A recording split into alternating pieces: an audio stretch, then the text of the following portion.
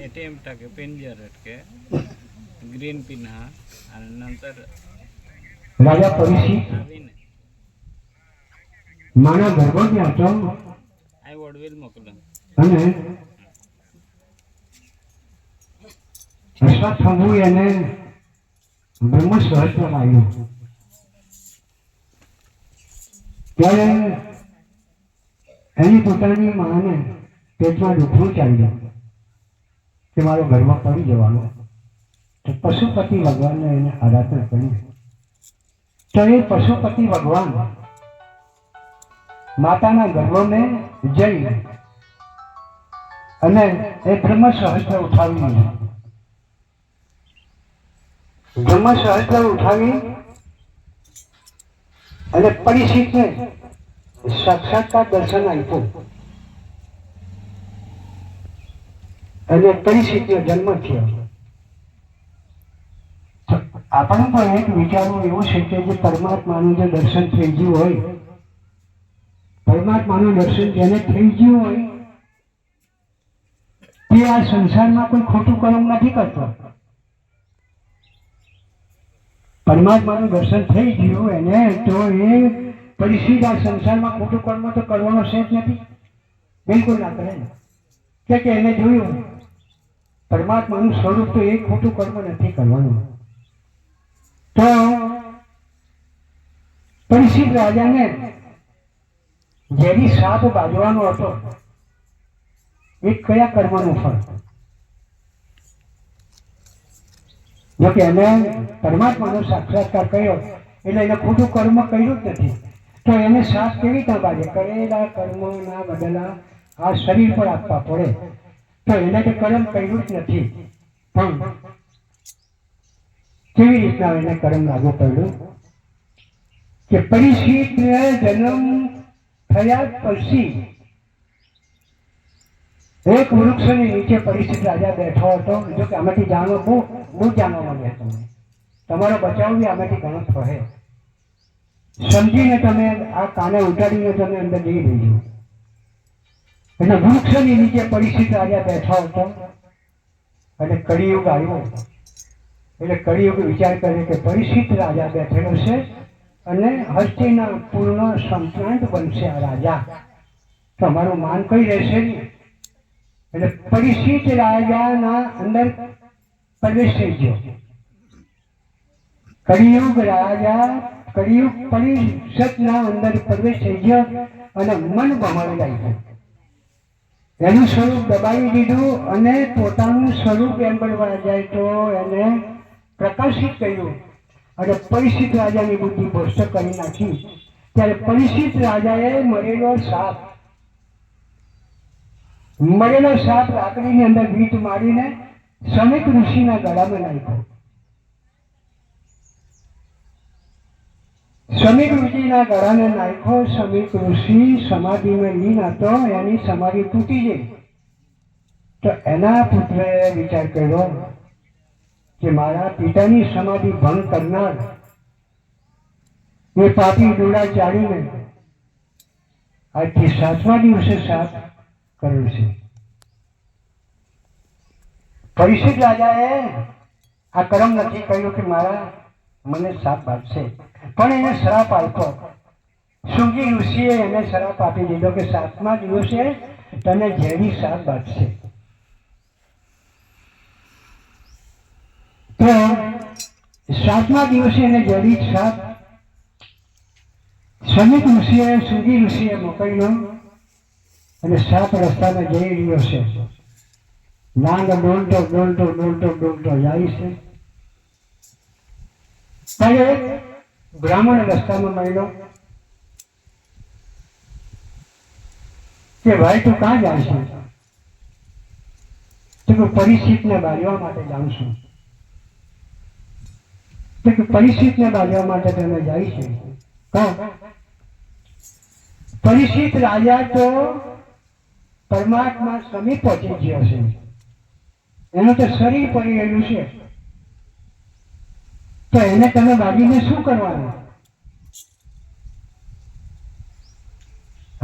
એનો જે પુત્ર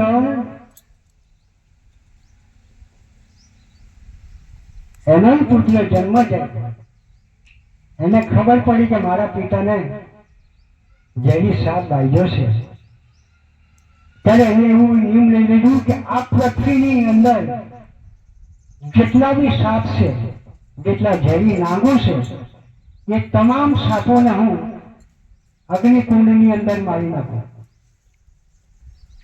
પરીક્ષિતનો પુત્ર જન્મજયે નિયમ લઈ લીધું અને ઝેરી નાગોને બ્રાહ્મણ નારાયણને યજ્ઞ કરીને અંદર રાખવા લાગ્યો, પકડીને તો અડધા ઉપર સાપ મારી નાખ્યા.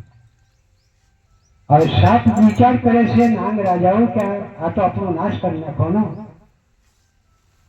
જન્મજય ના બચવા દે. તો બધા નાગ દેવતાઓ સાપો ઇન્દ્ર રાજા પાસે ગયા. ઇન્દ્ર રાજા પાસે જઈને બચાવ માટે કંઈક સમય માંગ્યું. તો કે હા, કઈ વાંધો નહીં, ચાલો મારી સાથે ચાલો. ત્યારે આ બ્રાહ્મણ જન્મ જઈને કીધું કે આ તું ખોટું કરતો છે, સાપને મારવાની કોઈ જરૂર નથી, સાપે તારા બાપને માર્યો નથી, તો મારા પિતાને સાપ કરેલો તો મરી ગયો ને, સંસારની રીત છે, મરી ગયો. ત્યારે પેલા બ્રાહ્મણે કીધું છે કે તારા પિતા જે અમર લોકની અંદર તાર ડંકા વાગી રહ્યા છે, તાર ડુંડીઓ વાગે છે, તાર નગાડા વાગે, ઢોલ નગાડા વાગે, તે તો મહાપદ પામી ગયો છે તારો પિતા સમીક ઋષિ. તે ખબર પડી કે આ જે ઘટના જે બની રહી છે નાગ ને મારી નાખવાની, તો ખોટું છે. જન્મ જઈએ અને બંધ કરી જાય. તો આ ભારત કયા કારણથી જીયો? અને આગલા જન્મની અંદર તો પરમાત્માનો સાક્ષાત્કાર થઈ ચૂક્યો છે. આગલા જન્મ મેં એને પાછળના જન્મની અંદર સાક્ષાત્કાર પરમાત્માનો થઈ ગયો છે. તો એનો જન્મ થયા પછી તો એ કર્મ ખોટું કરવાનો છે જ નથી. તો એ કર્મ નથી ખોટું કરવું, તો એને કયું કર્મ લાગુ પડ્યું? આ દેશ હોય એને જે દુઃખદમાં થોડું ઘણું મીડિયમ, તો એને કયું કર્મ કર્યું? કોઈને ભણવાનું બોલ્યો નથી, કોઈને કટુવાની બોલ્યો નથી, કોઈને ખોટી શિખામણ આપી નથી, કોઈને ગાળ બોલ્યો નથી, તેમ કોઈને એમ કરવા જાય તો ચોરી ચખાડી કરી નથી, અવળી શિખામણ આપી નથી, તેમ એમ કરવા જાય તો ભલે એના પાસે ના હોય, ભૂખો હોય, તરસો હોય, તો બી આવો કેશુભાઈ, આવો મધુરભાઈ, આવો ભાવ, આવો જયંત, આવો ઉકાળો બી છેલ્લે પાય છે. ત્યારે એની કેટલી સુંદર વાણી, કેટલો સ્વભાવ, કેટલો ભાવ અને કેટલો પ્રેમ, એટલે જીવનની અંદર એમ કરવા જતો એને એક પણ કર્મ એવું કર્યું નથી કે ભારતભાઈએ આવું એક કર્મ કર્યું છે ને કર્મનું દુઃખ એને ભોગવ્યું છે. ના, એમ નથી. એના કારણનું રહસ્ય જાણવા માટે એ પાછું બીજું ફલક છે. તો શાંતિ ચિત્તે તમે સાંભળો બધા. હવે ભારતભાઈની હકીકતની જે મૂળ કથાન તમને જાણવા મળી જશે કે ભારતભાઈ આના કારણે આ દેશ હોય. મારા આગલો અવતાર અને એ બીજો અવતાર ભારતભાઈનો છે. મેં એવું ખોટું કર્મ નથી કર્યું, તો હું ના મળ્યો ને મારો બીજો જન્મ જો કદાચ અગ્રસર થઈ ગયો તો એ કારણ મારે શિષ્યગણને થોડું સંભળાવવા જોઈએ. આ કદાચ એક લાઈન હરી પકડાય તો હું તમને આપી શકું છું, કે આ વસ્તુ નહીં આપી શકાય, પણ છતાં તમને જણાવું છું કે બરાબર આનું ધ્યાન મને સાંભળજો. રામાયણની અંદર એક જાલિંદર નામના દૈત્ય છે, અને એ દૈત્યને મારવા માટે બ્રહ્મા અને વિષ્ણુ યુદ્ધ ચડ્યા અને યુદ્ધ એની સાથે કહ્યું, પણ બ્રહ્મા અને વિષ્ણુ પણ અહીં કંટાળી ગયા, આ દૈત્ય ના મળ્યો. ગણેશ ભગવાન એમ બોલ્યા તો જાતે ગયા, કાર્તિકી ગયા તો કઈ કે ગણોનું સત્યાનાશ વાળી નાખ્યું, પણ આ જાલિંદર મરે લાખો ગણો એમ બધા નાશ કલાકે કેટલા 3000 વર્ષનું યુદ્ધ સમુદ્ર કિનારેનું યુદ્ધ થઈ ગયું છે. તો ભગવાન શિવ કંટાળીને પછી દેવ લોકો મનુષ્ય ભગવાનને આરાધના કરી કે પ્રભુ નારાયણ એ નારાયણ ભગવાન બરાબર અહીં મૂકી દો મૂકો ઉઠો જરા ઉઠો તમે સાંભળતો જ નથી.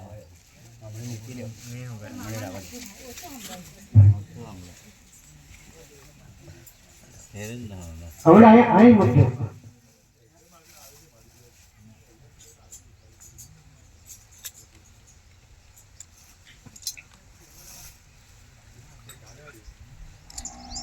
તો ભગવાન શિવ ની પાસે દેવ લોકો ગયા કે પ્રભુ કોઈ રક્ષા કરો, કોઈ દુઆ કરો, અમારો બચાવ જેથી થાય.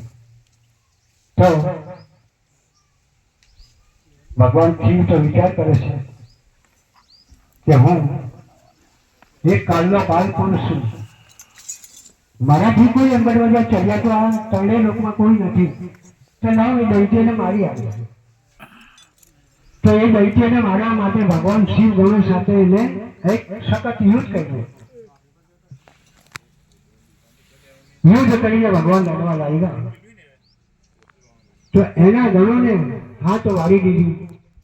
ભગવાન તો કંટાળી ગયો, લડતા લડતા લડતા 3000 વર્ષ થઈ ગયા. કેટલા 1000 વર્ષ? 3000 વર્ષ સુધી કે લડ્યા તો પણ જાલિંદર નામનો દૈત્ય એને ગાંઠે ના. તો ભગવાન શિવ કંટાળીને વિચાર કરવા લાગ્યા કે હવે મારે શું કરવું, મારા ગણો તો નાશ કરી નાખ્યા. ત્યારે આ વિચારીને એમને દેવર્ષિ નારદ મુનિને આકાશવાણી કરી. એટલે દેવર્ષિ નારદ મુનિ આવી અને કહેવા લાગ્યા કે પ્રભુ મારી શું જરૂર પડી, તમે કહો. ત્યારે ભગવાન શંકર કહેવા લાગ્યા કે આ દૈત્ય ધરતીની ઉપર અંદરવા જાય તો હાથ વાળી દીધી. મનુષ્ય માત્ર દેવ દાનવને ગંધર્વ જાંધર્વને તમામને મારી નાખ્યા, કોઈને પટકતો નથી. દેવતાઓ બી લડી લડી થાક્યા, તેમ બ્રહ્મા બી કંટાળી ગયા, વિષ્ણુ બી કંટાળી ગયા, ગણપતિ બી કંટાળી ગયા, કાલિકા પાવાગઢ પરથી આવી તો પણ તે કંટાળી ગયા. તો મળતો નથી પ્રભુ, એનું કારણ શું? દેવર્ષિ તમે મને આની હકીકત બતાવો. તો કે પ્રભુ એ ના મળે એમ કે ના મળે એનું કારણ શું?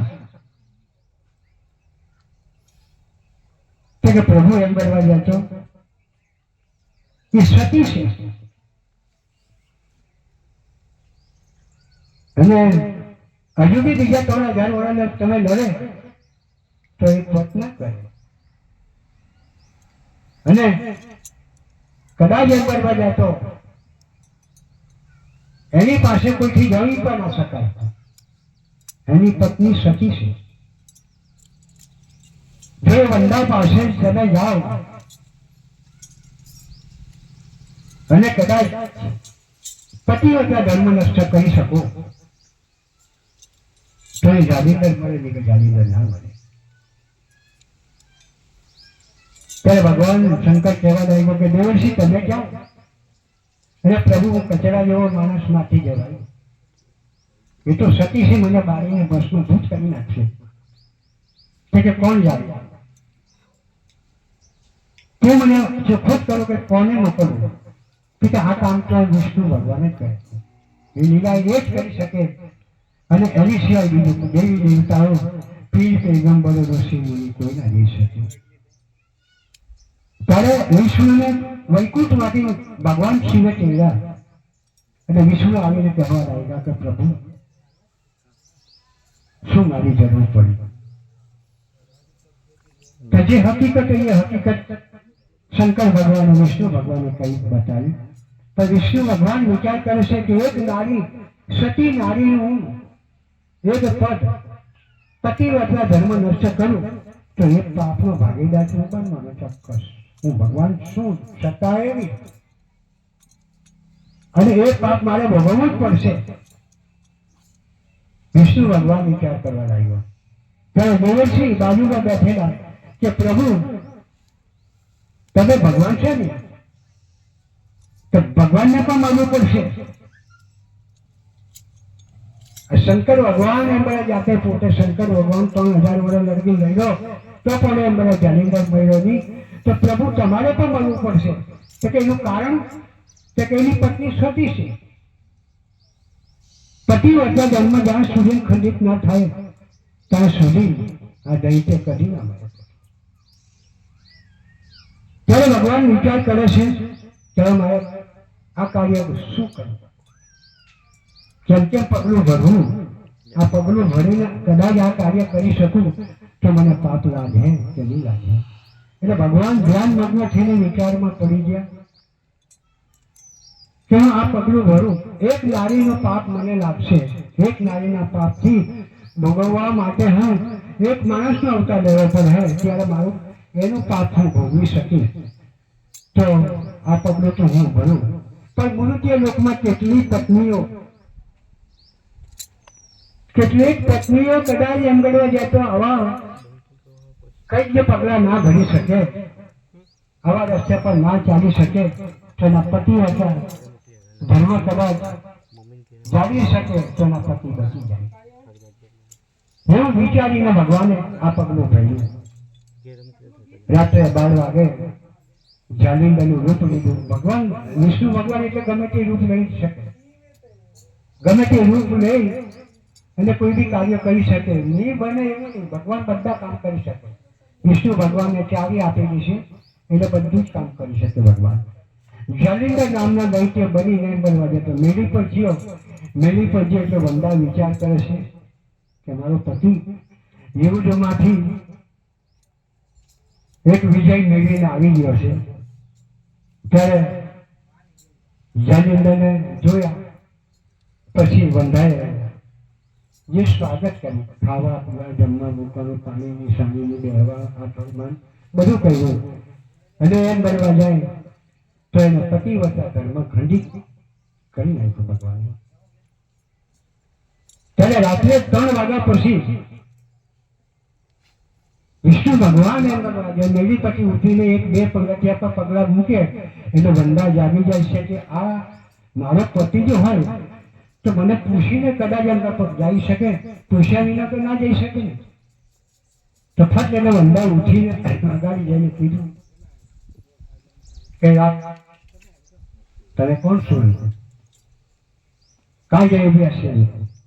તને મારા જો પતિ હોય તો મને પૂછ્યા વગર તો ના જવાય.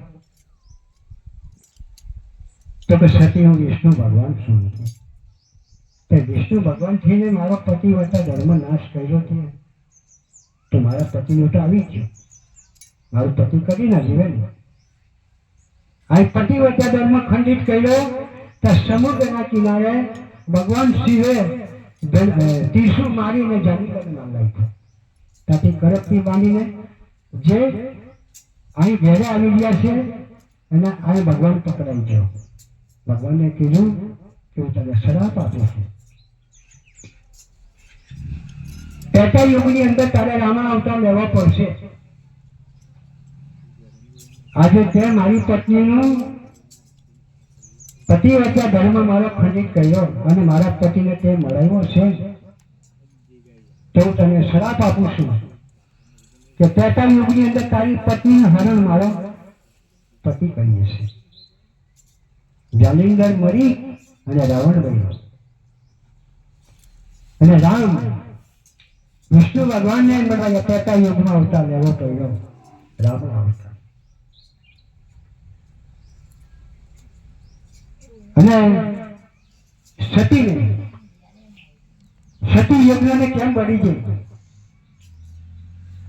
ભગવાન શિવ અને સતી જંગલમાં બેઠા હતા ત્યારે એવાને આગળથી રામ અને લક્ષ્મણ સતીના વિયોગની અંદર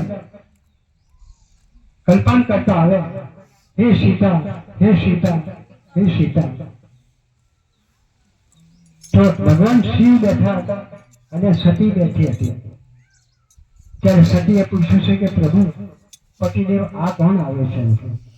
તો કે સતી અંદર રાજા તો યોગ્યના દશરથ રાજાના છોકરાઓ છે, બે પુત્રો છે, એમની પત્નીનું હરણ થયું છે, તે આવી રહ્યા છે. અને તો સતી એમ કે ત્રિલોકનો નાથ છે, 14 લોકનું રક્ષણ કરનાર છે. હરવને મતલબ સર્વંત્ર અખિલ બ્રહ્માંડમાં સહાય પાલન પોષણ કરી રહ્યો છે.